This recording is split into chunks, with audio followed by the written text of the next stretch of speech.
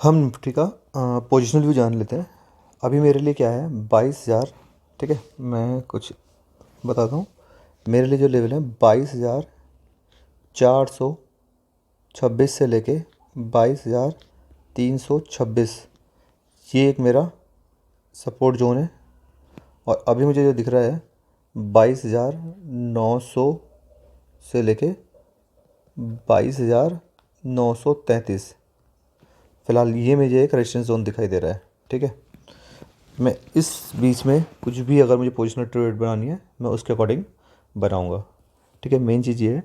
और दूसरा हम डिस्कस कर लेते हैं कि हमने 16 से 18 अप्रैल के बीच में एक चैनल ड्रॉ करके दिया हुआ था, जिसमें बॉटम हमने दिखाया था कि हमारा 21,800 से हो सकता है वो सपोर्ट ले। तो उसने क्या किया था, 21,800 सपोर्ट लिया और वहाँ से हमने एक शार्प रिवर्सल दिखाया था, जिसमें हमारा जो लेवल था ऑलमोस्ट कि इस हाई से थोड़ा सा ऊपर रहेगा। तो इस हाई से थोड़ा सा ऊपर लगभग 22,900 से 933 के बीच में मुझे दिखाई दे रहा है। हो सकता है वो थोड़ा और ऊपर चला जाए, लेकिन मेजर जो मुझे रेजिस्टेंस दिख रहा है वो 22,900 से लेके 933 लेवल दिख रहा है।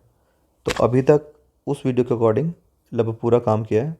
अब जब तक ये 22,930 22,300 के ऊपर है, मोटा मोटा मान लेते हैं, इन सबको हटा देते हैं हम।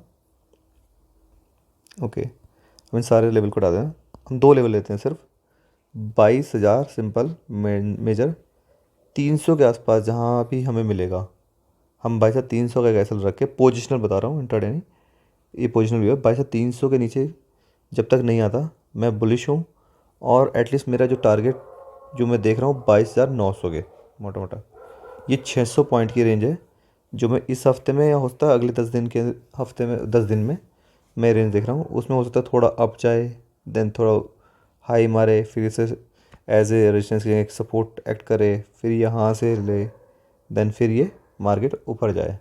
तो ओवरऑल व्यू मेरा ये है। तो देखते हैं कि अगले एक हफ्ते में ये कैसा रन करता है। लेकिन मैं ये श्योर हूँ कि 22,300 के नीचे ही मैं बेरिश होऊंगा। उसके अलावा मैं टारगेट देख रहा हूँ 22,900 के आसपास के। ठीक है, और ये चैनल कैसे मैंने ड्रॉ किया था एक बार जस्ट दोबारा में बताता हूँ, ये लेवल्स हटा देता हूँ। ठीक है, हमने 16 तारीख की डेट में हमने एक्सप्लेन किया था कि ये एक चैनल है जो बहुत अच्छे से काम कर रहा था। जैसे ही उसने क्या किया था, इस लाइन को ब्रेक किया था। जैसे ही उसने इस लाइन को ब्रेक किया था, तो हमने किया था इस चैनल को हमने यहाँ से हटा के हमने हमने क्या किया था, इस चैनल को यहाँ से हटा के हमने उससे एक्सटेंड किया। तो हमारा जो लेवल्स आए थे वो ये आए थे। ठीक है, और यहाँ भी क्या किया था, अभी हम 45 मिनट्स में देख रहे थे, हो सकता है आपको और क्लियर दिखे, क्योंकि हमने वो 15 मिनट्स में ड्रॉ किए थे, क्योंकि चैनल काफ़ी बड़ा हो गया था।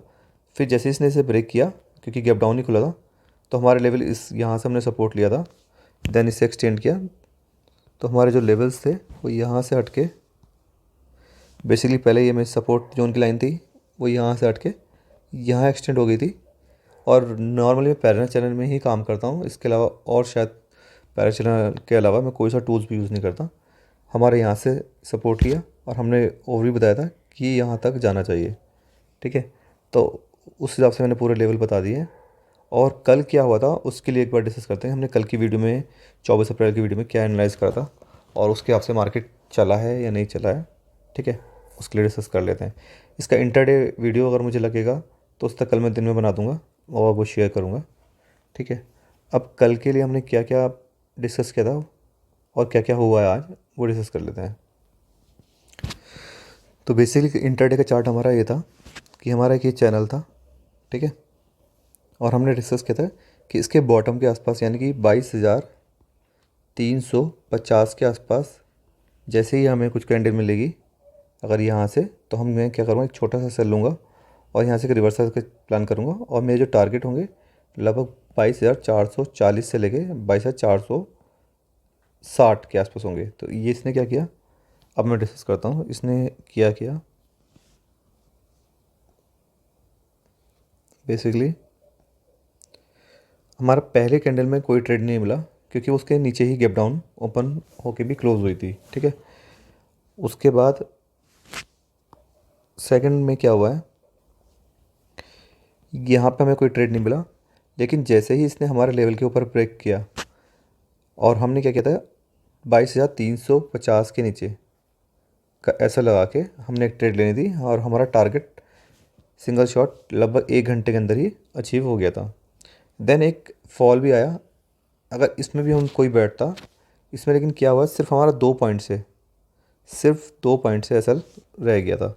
इसका जो बॉटम देखेंगे, जो क्लोजिंग है वो अराउंड 22,000, इसकी जो क्लोजिंग है ये लाइन 22,000, आप यहाँ भी देख सकते हैं 22,347, यानी 22,347, 3 पॉइंट से हमारा ऐसा लिट हुआ है। अदरवाइज़ किसी ने री एंट्री भी की होती तो यहाँ से हमें पहला टारगेट तो इजीली ये दे दिया था।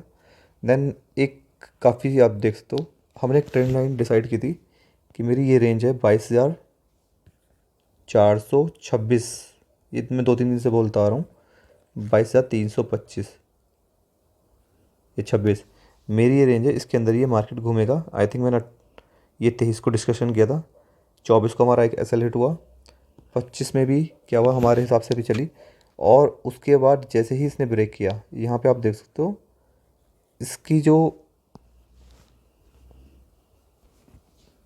इस कैंडल के नीचे,